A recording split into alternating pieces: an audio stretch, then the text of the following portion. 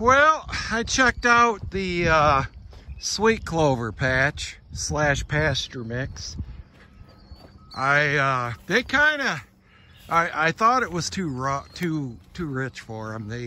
They didn't have, there's like hardly any grass in this patch at all. And of course this time of year the grass gives them squirts too. I'd put out an old round bale a couple days ago. They demolished that. Got another last year's bale out here, and they just came in and hit that because they need a buffer. They're just man, there's just so much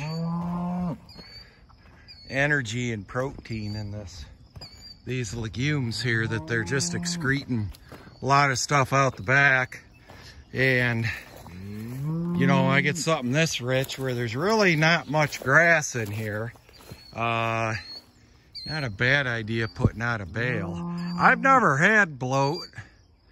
I was watching Greg Judy's YouTube channel. He's a guy down in Missouri, and he said clover, if he got into pure clover, he'd lose about 1 animal a year to bloat. Of course, he had 1,500 head of stockers he was running.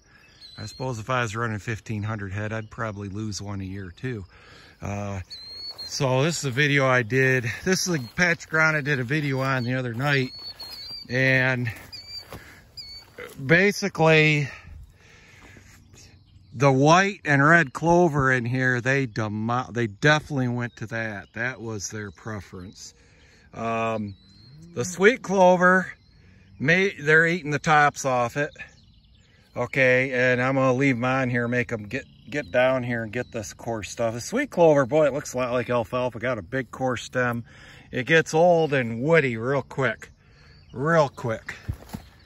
I remember years ago I baled a lady's hay field, and for some reason this it was a custom job for her. This sweet clover was there that year. And I said, "You sure you want me to bale it?" She said, "Yeah." And she said, "Damn, horses aren't eating none of it. It was just all sticks." She's complaining to me, and I'm like, "Hey, you know, it's your hay. It's not my hay. Pay me for it." So I had to argue with her a little bit there, but they're getting the alfalfa. There's alfalfa in here. You see, there's just that creeping red fescue that doesn't amount to. They're just really not even going at that. There's a little bit of grass in here, orchard grass. Not much.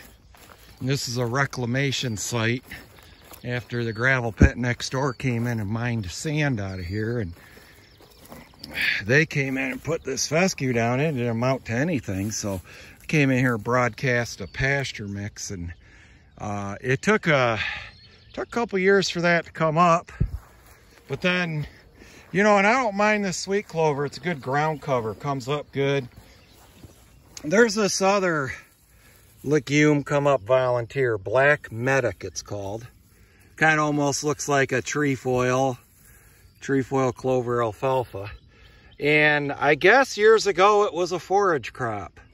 Years ago, sweet clover was chopped as silage. But you know, alfalfa, they vastly improved alfalfa genetics through the, you know, last century, and that became king pretty quick. But you could see they've just vacuumed up the clover. I mean, it was thick with clover in spots. Here's a spot they didn't get to yet. White clover coming up here pretty good. So pretty impressed. But yeah, I noticed they're kind of backing off of this in here. I think they need to let their gut settle. They got a little bit other area to go to, but everything's just so rich and lush this time of year. But you know, I'm getting ready for the summer slump. We've been getting rain the last week and a half, but I'm gonna cut my first hay tomorrow, and got about 3 good days and possibly another day, but the forecast starts weaning off after that, going back and forth, pretty inconsistent. So I go, well, I'll cut some thin grass hay, and I think I could get that put up The grass fields are about 1/3 of normal yield just because of drought and frost early in the spring.